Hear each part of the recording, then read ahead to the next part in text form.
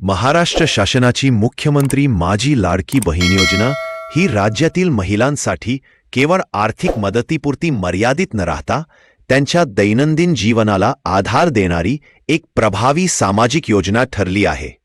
दर महिन्याला थेट बँक खात्यात जमा होणारी 1500 रुपयांची रक्कम महिलांना घर खर्च, आरोग्य, शिक्षण तसेच कुटुंबाच्या गरजासाठी मोठा दिलासा देते।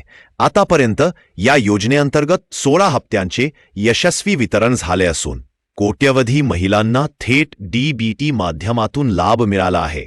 आता सर्व लाभार्थी महिलांचे लक्ष नोव्हेंबर महिन्याच्या 17व्या हप्त्याकडे लागले होते।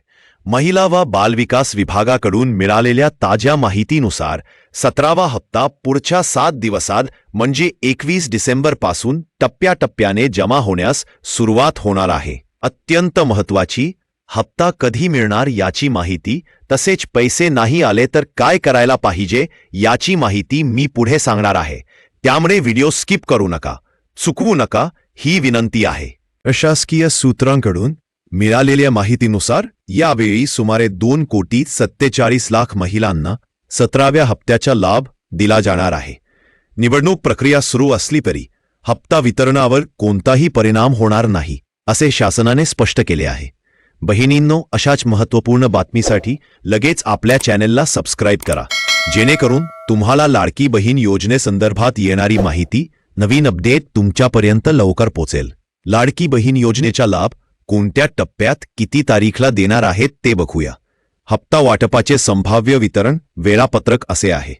पहिल्या टप्प्याची सुरुवात ही 14 ते 21 डिसेंबर पर्यंत असण्याची शक्यता आहे। ज्या लाडक्या बहिणींची EKYC पूर्ण झालेली आहे आणि सर्व कागदपत्रे पडताळणी यशस्वी झालेली आहे आणि ज्याचे बँक खाते सक्रिय आहे, महिलांना प्राधान्य देण्यात आलेले आहे। ज्यांची EKYC पूर्ण झालेली आहे अशा लाडक्या बहिणींना मोठ्या प्रमाणावर 1500 रुपये थेट खात्यात जमा होण्यास सुरुवात होणार आहे। दुसरा टप्पा कधी आहे ते पण पाहूयात।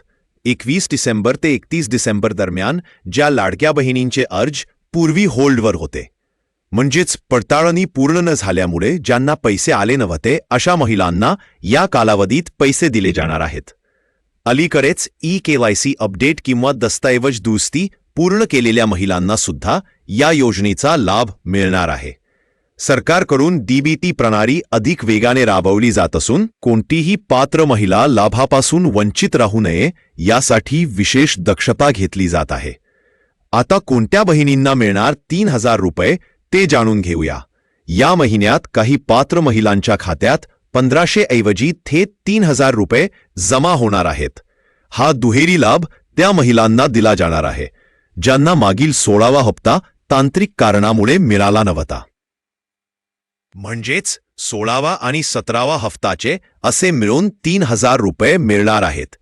3000 मिळण्यामागची प्रमुख कारणे काय ते पण समजून घेऊयात।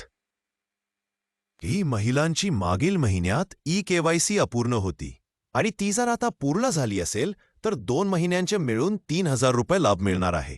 2. आधार बँक लिंकिंगमध्ये अडचण येत असल्यामुळे ज्या महिलांना मागच्या महिन्याचे पैसे आले नसतील, लाभार्थी महिलेचे वय 21 ते 65 वर्षांदरम्यान असणे अनिवार्य आहे। 3. कुटुंबाचे वार्षिक उत्पन्न 2.5 लाखापेक्षा कमी असावे तरच या योजनेचा लाभ घेता येणार आहे। 4. ज्या महिलांनी अर्ज भरलेला आहे अशा महिलांच्या कुटुंबातील कोणताही सदस्य सरकारी नोकरीत नसावा, तसेच कोणताही सदस्य आयकरदाता नसावा। असे असेल तर त्या महिलांना योजनेचा लाभ मिळणार नाही। 5. अर्ज केलेल्या महिलेकडे 4चाकी वाहन नसावे, ट्रॅक्टर वगळता। 6.